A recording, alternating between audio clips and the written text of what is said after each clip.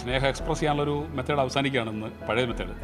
അതുകൊണ്ട് എന്നോട് വൈഫിനോട് പറയാനാണ്, ഒരിക്കലും എനിക്ക് വൈഫിനോടുള്ള സ്നേഹം എന്തൊക്കെ ടെക്നോളജി ഔട്ട്ഡേറ്റഡ് ആയാലും അവസാനിക്കില്ല എന്ന് അറിയിക്കാനുള്ളൊരു മെത്തേഡായിട്ടാണ് ഞാൻ ഇന്ന് അവസാനിക്കുന്നുണ്ട് യൂസ് ചെയ്യുന്നത്. Sad to know that Telegram is ending today. We have fond memories of it, and happy to say that we lived through all the times when the Telegram was there, and now it's ending also. Sad to know about that. ഇതുപോലെ നിരവധി ആളുകളാണ് ടെലഗ്രാമിന്റെ അന്ത്യനാളുകളിൽ എത്തിക്കൊണ്ടിരിക്കുന്നത്. വേഗത്തിൽ സന്ദേശങ്ങൾ കൈമാറാൻ സാധിക്കുന്ന മാധ്യമമെന്ന നിലയിലാണ് ടെലഗ്രാമിന് പൊതു സ്വീകാര്യത ലഭിച്ചത്.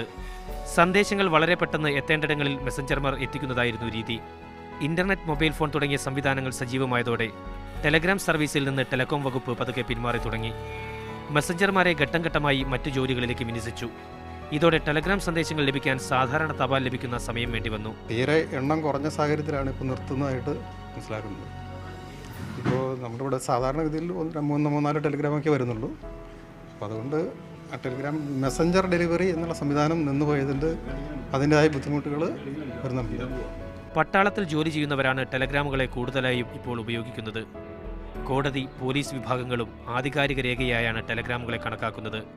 ടെലഗ്രാഫ് ഓഫീസുകളിലൂടെ ഇന്ന് വൈകിട്ട് വരെ സന്ദേശങ്ങൾ അയക്കാം.